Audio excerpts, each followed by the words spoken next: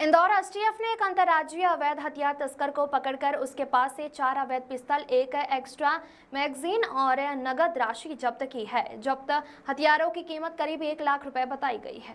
गिरफ्तार आरोपी की पहचान नागेश्वर मिश्रा उर्फ सोनू मिश्रा पिता संतोष मिश्रा निवासी ग्राम डुमरी जिला मिर्जापुर उत्तर प्रदेश के रूप में हुई है।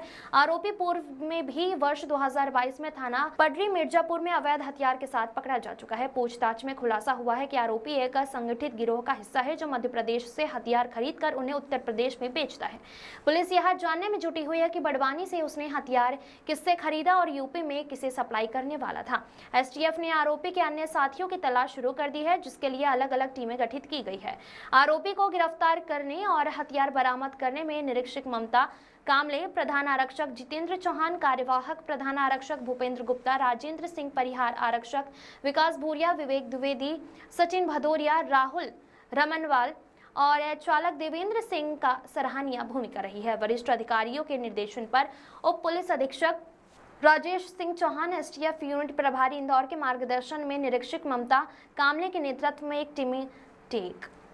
एक टीम गठित की गई है। टीम को सूचना मिली थी कि उत्तर प्रदेश का एक हथियार तस्कर बड़वानी से अवैध हथियार खरीदकर इंदौर के रास्ते यूपी ले जाने वाला है। सूचना पर कार्यवाही करते हुए एसटीएफ की टीम ने राजेंद्र नगर बस स्टैंड के पास बिजलपुर गेट के सामने घेराबंदी कर आरोपी को दबोच लिया है। तलाशी में उसके पास से 4 32 बोर की पिस्टल, एक मैगजीन और 1550 रुपए नगद मिले हैं। हार्दिक प्रजापति की रिपोर्ट। एक बड़ी कार्रवाई करते हुए अवैध हथियारों की तस्करों को गिरफ्तार किया है। किस तरह से जानकारी मिली थी और किस तरह से गिरफ्तार किया है? एक्चुअली शनिवार को हमें मुखबिर के द्वारा जानकारी मिली कि एक व्यक्ति है जो उत्तर प्रदेश का रहने वाला है और उत्तर प्रदेश से बड़वानी गया हुआ है और बड़वानी से हथियार लेकर इंदौर में आ रहा है, जो कि राजेंद्र नगर तरफ उतरेगा बस में। तो उस मुखबिर की सूचना पर हमने वरिष्ठ अधिकारियों को अवगत कराया और उनकी तरफ से जब हमें परमिशन मिली कि इसको आप तस्दीक करें कि सही है कि नहीं है, फिर हम लोग टीम के साथ वहाँ रवाना हुए। तो बीजलपुर गेट के सामने जो बस स्टॉप बना हुआ है राजेंद्र नगर के वहाँ पे हूबहू जिस हिसाब से हमें मुखबिर ने इनपुट दिया था उसके हिसाब से हमें व्यक्ति दिखाई दिया। तो हमने फिर उसको पकड़ा और पकड़ के उसकी जब तलाशी ली तो उसके पास से हमें 4 जो है हाथ से बनी हुई लोहे की पिस्टल जो है 32 बोर की वो मिली, जिसमें सभी में मैगजीन लगी हुई थी। इसके अलावा एक एक्स्ट्रा मैगजीन भी वो कैरी करा हुआ था, तो वो हमने उसके पास से उस समय स्पॉट पर सीज किया। मैम कुछ जानकारी दी कहाँ से लगा था, वहाँ से बड़वानी?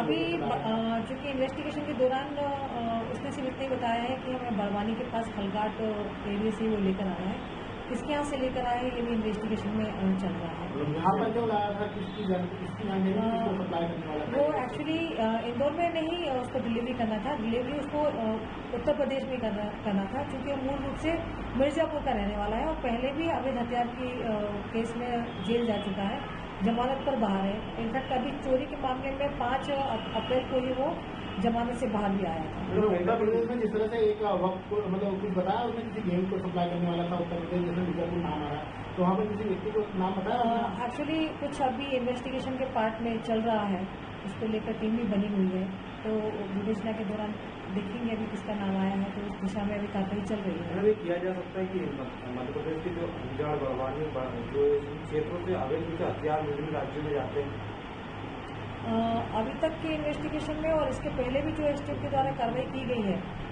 मूलतः बड़वानी और इस एरिया से ही हथियार लाया जाना बताया गया है। तो ये अनुमान के तौर पर हम कह सकते हैं कि इस एरिया में और कुछ और एरिया में इसमें की चीज़ें होंगी। तो ऐसा अनुमान लगाया जा सकता है कि उत्तर प्रदेश में किसी तरह की कोई गेम को सप्लाई करने के बाद वहाँ पर किसी तरह की कोई धार्मिक या इस तरह से कोई सामाजिक तत्वों को सप्लाई करने के बाद वहाँ पर कुछ उपद्रव या इस तरह से माहौल इसका किया गया?